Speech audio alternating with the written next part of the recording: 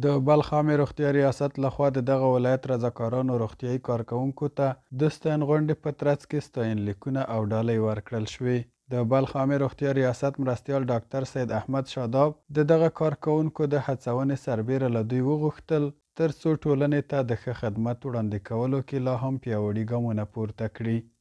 نو یو ځل بیا هم د خپلو ټولو همکارانو څه مننه کوو، د ټولنې د خدمتکارانو څه مننه کوو، د دوی د رضاکارانه کاره څه مننه کوو. خو بیا مې هم دا غږ دی باندې چې کوشش چې څونه کېږي چې د هغه ډېر وسي. باید زموږ ستاسې یو خور، یو مور، یو ماشوم بې له خدماتو پاته نه سي. کوشش ورته وسي چې هغه خدماتو ته هغه لاره په لاس ورکړو چې ورسه دلته خور تا ته دا خدمات کېږي، دا خدمات سته، دا مفت دي، دا رایګان دي. د تغذیه په بخش کې، د ساري امراضو په بخش کې، په هر بخش کې چې د دوی څه مو دا خواهش دی، دا مو غوښتنه ده چې باید ټولنه ودې ته متوجه کړي چې دلته خدمات شته. دغه راز د بلخ عامې روغتیا ریاست ویان کمال خان زدران وایي بلخ ولایت کې دا مهال 1400 روغتیایي رضاکاران غړي لري چې له دغه شمېره 50 سلنه یې ښځینه دي. ښاغلی زدران زیاتوي چې په تیر 2025 زیږدیز کال کې د دوی د یادو کارکوونکو لخوا سلګونه زره کسانو ته روغتیایي مشورې ورکړل شوي او یا هم د عامې روغتیا ریاست حوزوي روغتون ته ورپېژندل شوي دي. نن ورځ چې کومه غونډه تېره شوه دغه د بلخ ولایت عامې روغتیا ریاست هغه رضاکاران یا CHW چې دوی د بلخ په جغرافیایي ساحه کې د هیوادوالو لپاره روغتیایي خدمات د هغوی کورونو ته رسوي، د هغوی لپاره د هغوی ته مونږ ستاینلیکونه همداراز ډالۍ په نظر کې نیولي دي چې دا هم ورته توضیح کړي. نو د هغه روغتیایي کارکوونکي دي چې خلکو ته مشورې په کورونو کې همداراز د روغتیایي مرکزونو کې ورکوي. د دې سربیره مونږ په بلخ ولایت کې د 1400 څخه زیات روغتیایي کارکوونکي یا رضاکاران لرو چې هغوی بېمعاشه هلته روغتیایي خدمات یا هم مشورې هیوادوالو ته ورکوي.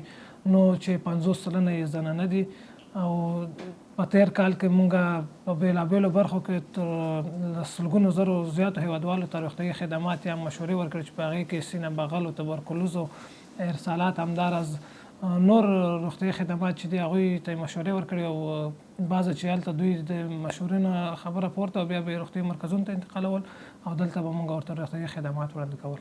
د ستاین غونډې ګډونوال چې ډالۍ او ستاینلیکونه یې ترلاسه کړي خپل خوښي څرګندوي او وایي چې دا او دې ته ورته غونډو کې د تجربو شریکول د ټولنې هر اړخیز ظرفیت لوړولو، پرمختګ، صحي او ټولنیزو برخو کې پوره رول لري. برنامه امروزی که در اشتراک داشتم یک برنامه مفید و الهام بخش بود. راه اندازی این ورکشاپ گام ارزنده در راستای تقویت انگیزه، ارتقای ظرفیت و قدردانی از تلاش‌های بی‌وقفه و صادقانه کارکنان سوی جامعه بود. این برنامه از نظر محتوای آموزشی، تبادل و تجارب و حمایت معنوی برای کارکنان سوی جامعه بسیار مؤثر و تشویق کننده بود. توجه و حمایت ریاست محترم سردامه از نیروهای صف اول خدماتی بیانگر در کمی خان مقام از نقش حیاتی قشر در تامین سلامت جامعه است و حمایت بیدریغ آنها کارکنان سوی جامعه را وامی دارد تا با اراده قوی‌تر، صداقت و تلاش بیشتر به خدمتگزاری ادامه دهند. از تمام برگزار کنندگان، تحصیل کنندگان و مسئولین محترم به ویژه ریاست محترم سردامی ولایت بلخ که در تحقق موفقانه این برنامه سهم گرفتند صمیمانه سپاسگزاری کنم. امیدوارم چنین برنامه‌ها در آینده نیز برای قهرمانان صاحبی خدماتی ادامه یابد. این روز یک روز خوشحالی بود که روز گرامی داشت کارکنان سی جامعه که برای کارکنان سی جامعه یک روحیه میبخشند.